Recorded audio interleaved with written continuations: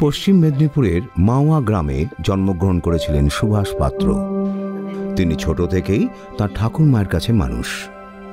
আমার ঠাকুমা ভীষণ শান্তিপ্রিয়া ছিলেন এবং তার নেতৃত্বে আমাদের সবাই চলতো। এমনকি আমার বাবা, মা, কাকা, কাকিমা ঠাকুমাকে কোনোদিন ঝগড়া করতে শুনিনি আমি। এবং তিনি ছিলেন ভীষণ শান্তিপ্রিয়। আমরা একসঙ্গে খাওয়া দাওয়া করতাম এবং মানে ছোটোখাটো বিষয়েও ঠাকুমার খুব মনোযোগ ছিল।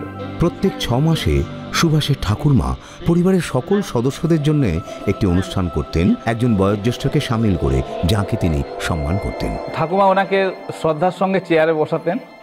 চেয়ারে বসিয়ে উনি একটা বড় কাঁসার থালা নিয়ে আসতেন কিংবা ওই গামলা নিয়ে আসতেন, আর ওনার পা ধোয়া হতো।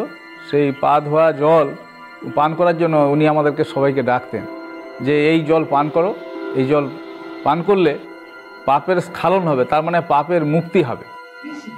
একদিন সুভাষ সেই ব্যক্তির সাথে দেখা করেন এবং তার সাথে কথা বলেন। তো উনি বললেন যে আমার পা ধোয়া জল খেয়ে কিছু উপকার হবে না, এতে পাপের ক্ষমা হয় না, একমাত্র ঈশ্বর তিনি পারেন সমস্ত বিশ্বের পাপ ক্ষমা করতে। সুভাষ সেই ব্যক্তির সঙ্গে দেখা করার জন্য উৎসাহিত ছিলেন, কিন্তু সেই বয়োজ্যেষ্ঠ ব্যক্তি তাকে বলেছিলেন যে তিনিও সেই ব্যক্তির খোঁজ করছেন। মানে আমি একটা সেই দোদুল্যমান অবস্থা, যে কোথায় যাব, কে বলবে, কোথায় পাবো।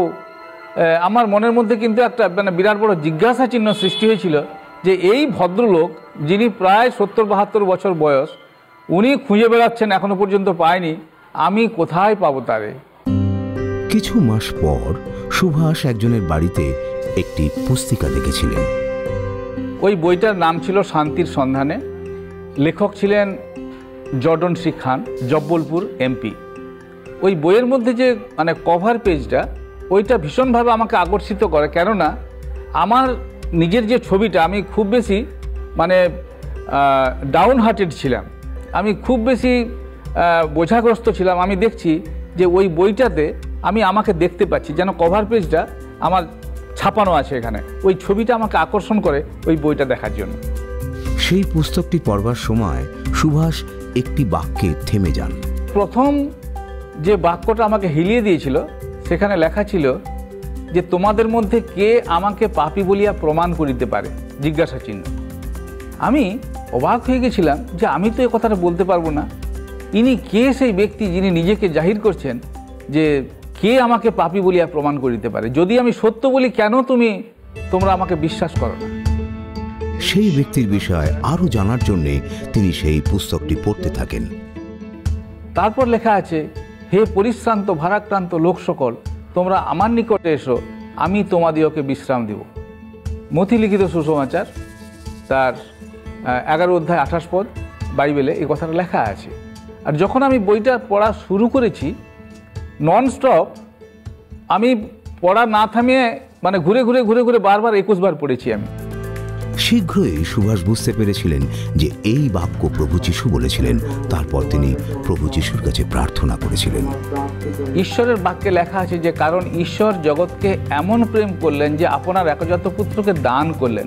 যেখানে প্রেম সেখানে দান।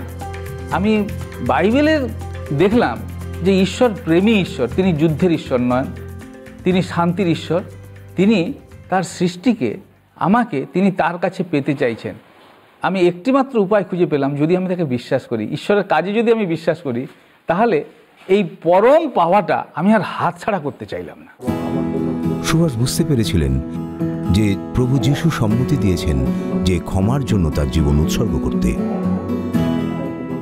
আমার হৃদয়ের ভেতরে যে একটা উথালি পাথালি ভাব ছিল, তরঙ্গ ভাব ছিল, ঢেউ ছিল, সেটা শান্ত হয়ে গেল। প্রভু যিশু আমার জীবনে এসে আমার হৃদয়ের যে সমস্ত প্রধান প্রশ্নগুলি ছিল, তিনি নিজে এসেই সমাধান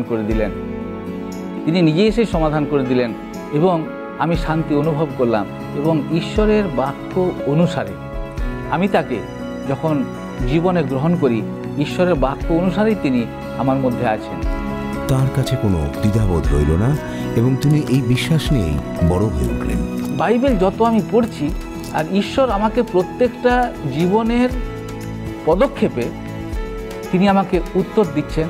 আর আমি এইভাবে ঈশ্বরের অনেক কথা শুনেছি, এবং কোন সময় কি পদক্ষেপ নিতে হবে আমি বাইবেলের বাক্য থেকে পেয়েছি। আর এইভাবে আমি বলতে পারি যে বাইবেলই আমার পাস্টার, বাইবেল আমাকে গাইড করেছে এবং আজও পর্যন্ত আমি বাইবেলের সাহায্যে চলছি। আজ ৩৮ বছর পর সুভাষ পাত্র এখন একজন ঠাকুরদা। তিনি খুব খুশি যে তার পরিবারও যিশুর পথকে অনুসরণ করছে। একজন বাইবেল শিক্ষক হিসেবে সুভাষ পাত্র এক নতুন পথের দিকে এগিয়ে চলেছেন, তার জীবনের সমস্ত অভিজ্ঞতাগুলি সবার কাছে ভাগ করে দেওয়ার জন্য। মেঘ থাকলে সূর্য কিরণ ধরায় আসে না, পাপের জন্য প্রার্থনা তার কানে পৌঁছে না। চিত্তশুদ্ধি, দেহশুদ্ধি, মনশুদ্ধি করি, পাপ যে ছাড়ে না ভাই, আমি কি যে করি। সৎজীবন, সৎবাস, সধার্মিকতা কিছুতেই যে খুশি নন মোদের বিশ্বপিতা।